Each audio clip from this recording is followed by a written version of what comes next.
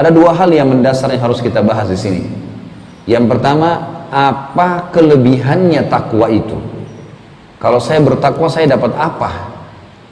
Yang kedua, apa itu takwa? Takwa itu sebenarnya apa? Saya mau jadikan sebagai bekal, tapi saya mau tahu takwa itu apa. Karena Allah bilang tadi, berbekallah kalian dan ketahuilah sebaik-baik bekal adalah takwa, dan hanya bertakwa kepada saya, wahai orang-orang yang berakal. Apa takwa itu? Ini nanti jadi inti bahasan kita. Namun sebelum kita masuk ke inti bahasan apa itu takwa, kita akan sebutkan dulu fadilahnya, wa'adnya, janji positif Allah bagi orang yang bertakwa. Teman-teman sekalian, saya susun sebuah tulisan judulnya Bekal Dunia Akhirat. Ini insya Allah juga akan dirilis dalam bentuk buku dan sudah mayoritasnya rampung, alhamdulillah. Saya menemukan pada saat saya membongkar-bongkar Mu'jam, maksud saya membolak-balikan Mu'jam Al-Fadl Quran, khusus satu buku mungkin tebalnya seperti ini, gitu kan? Isinya cuma bagaimana caranya mencari ayat Al-Quran di surah apa, di ayat berapa gitu. Saya temukan subhanallah ada 226 ayat Al-Quran yang bicara tentang takwa. Tidak ada ibadah sebanyak ini fadilahnya, nggak ada. Takwa ini luar biasa. Nggak sholat, nggak jihad, semua itu dikalahkan. Takwa ini sampai 226 ayat. Sholat itu kalau nggak salah terdapat 77 ayat. Sholat itu sudah dianggap banyak sekali fadilahnya, tapi takwa ini ternyata 226 ayat. Banyak sekali. Yang semuanya janji positif. Saya akan sebutkan sedikit saja, tidak semuanya karena terlalu banyak. Ada yang paling menarik dari 226 ayat itu, ada 4 ayat yang menarik perhatian saya. Karena 4 ayat, ada 5 ayat sebenarnya, tapi 4 ayat ini ada di satu surah. Dan satu surah ini ayatnya berentetan, berdekatan. Surah At-Talaq, surah nomor 65, ayat 2, ayat 3, ayat 4, dan ayat 5. 4 ayat ini semuanya membahas masalah fadilah takwa. At-Talaq, ayat 2, ayat 3, ayat 4, dan ayat 5. 4 ayat di dalam surah At-Talaq berurutan. Ayat 2-nya bunyinya, di akhir penutupan ayat 2 itu berbunyi, A'udzubillahi minasyaitonirrajim, wa may yattaqillaha yaj'al lahu makhraja. Siapa yang bertakwa kepada Allah, Allah akan berikan kepadanya makhraja.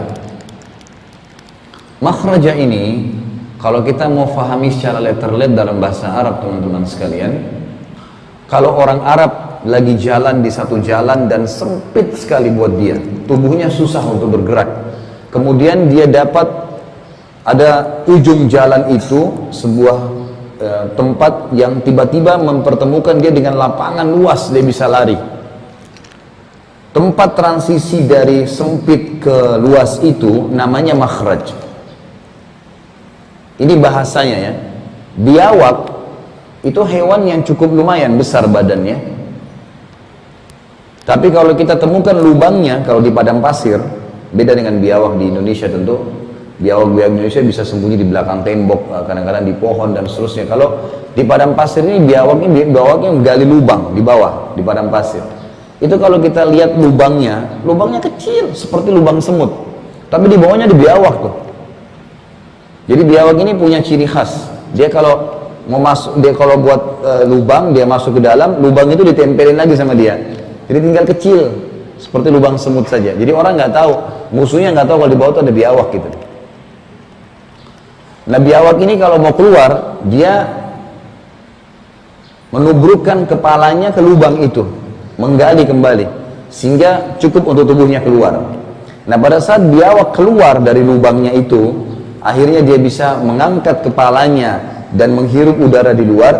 Ini lubang yang besar ini dinamakan makhraj, tempat dia keluar gitu. Sehingga dia dari gelap sempit menjadi keluar. Kalau teman-teman lagi umroh dan haji, maka coba lihat pintu darurat di hotel itu, ada tulisannya pasti mim kha ra jim, makhraj. jalan darurat, ini kan, yang bisa mengeluarkan pada saat penting, lagi genting, liftnya mati, kebakaran, ditulis makhraj. Jadi makhraj ini sebenarnya jalan keluar dari masalah yang berat yang sedang dihadapi. Ini janji yang pertama. Siapa yang bertakwa sama Allah, Allah pasti berikan makhraj. Kemudian ayat ketiga dari surat Tolak, ini fadilah yang keduanya. Allah bilang wa yarzuqhu min haitsu la yahtasib. Allah akan berikan kepadanya rezeki, kebutuhan, dipenuhi kebutuhan. Rezeki itu kebutuhan hamba. Jadi bukan cuma makanan, minuman, semua yang dia butuhkan untuk roda kehidupannya namanya rezeki.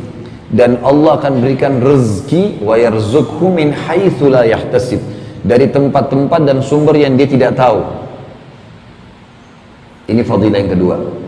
Diberikan jalan keluar dan dipenuhi kebutuhannya. Fadilah yang ketiga di ayat keempatnya. Allah bilang di penutupan ayat keempat, wa may yattaqillaha yaj'al min amrihi yusra. Siapa yang bertakwa kepada Allah, Allah jadikan ayat kedua tadi makhraj itu jalan keluar. Allah bilang jalan keluarnya di ayat kedua yusra, dimudahkan. Jadi para ulama mengatakan kalau seandainya Allah cuma sebutkan di ayat kedua makhraja, jalan keluar, tanpa ada penjelasan seperti di ayat keempat yaj'al min amrihi yusra, Allah mudahkan jalan keluarnya itu, bisa saja orang untuk sembuh operasi dulu, mungkin untuk memenuhi kebutuhannya hutang dulu. Tapi ayat keempat memastikan orang yang bertakwa kepada Allah dipastikan urusannya mungkin tidak operasi bisa sembuh, tidak perlu utang, bisa selesai terpenuhi kebutuhannya. Jadi ayat keempat di At-Talaq ini menjabarkan dan menguatkan ayat kedua, jalan keluarnya akan mudah. Di ayat kelimanya ini fadilah yang keempat, wa may yattaqillaha, ini berentetan semua ya. Wa may yattaqillaha yukaffir anhu sayyiatihi wa yu'dhim lahu ajra.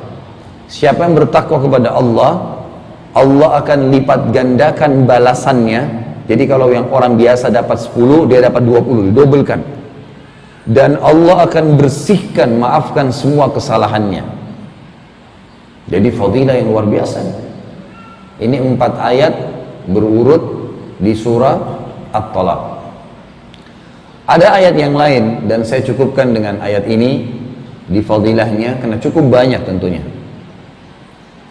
Surah Al-Imran, surah nomor 3 ayat 133. Ini tentang surga. Kata Allah Subhanahu wa taala, a'udzubillahi minasyaitonir rajim, wasari'u ila maghfiratin min rabbikum wa jannatin arduhas samawati wal ard uiddat lil muttaqin. Bergegaslah kalian, berlomba-lombalah kalian kepada pengampunan Tuhan kalian dan kejarlah surga itu. Surga bukan sebuah istana kecil yang luasnya seluas langit dan bumi, yang hanya disiapkan, dijanjikan, diperuntukkan untuk orang-orang yang bertakwa. Artinya penghuni surga hanya orang yang bertakwa. Tidak bertakwa nggak bakal masuk surga. Jadi jelas surga hanya orang yang bertakwa. Jadi di dunia tadi kebutuhannya dipenuhin semua tuh, jalan keluar, diberi rezeki, diampuni kesalahannya, banyak sekali. Tambah di akhirat tidak akan masuk surga kecuali orang yang bertakwa. Baik, coba kita pertemukan dalil-dalil ini. Al-Baqarah tadi 197 menyuruh kita untuk menjadikan takwa sebagai bekal. At-Talaq ayat 2 sampai ayat 5, kemudian Al-Imran ayat 1333 menjanjikan takwa dengan begitu luar biasa. Semua permasalahan dipenuhi di dunia, di akhirat masuk surga. Siapa yang tidak mau dengan ini? Luar biasa. Kalau begitu berarti tinggal pertanyaan kecil. Maukah Anda bertakwa? Tentu saja jawabannya iya. Hah? Mau bertakwa nggak? Hah? Cuma 3 orang yang nyaut. Masih hidup nggak ini? Berarti pertanyaan jawabannya mau bertakwa. Sudah tahu disuruh jadikan bekal, fadilahnya banyak. Ini 226 ayat, baru 5 ayat yang saya bahas. Ini masih banyak. Masih banyak. Ada ayat lain berbunyi innallaha ma'alladzina taqaw walladzina hum muhsinun. Allah selalu menemani orang yang bertakwa, selalu bersama orang bertakwa dan orang yang selalu berbuat kebaikan. Dan ada banyak hadis, ayat 200 lebih, gitu kan, semuanya.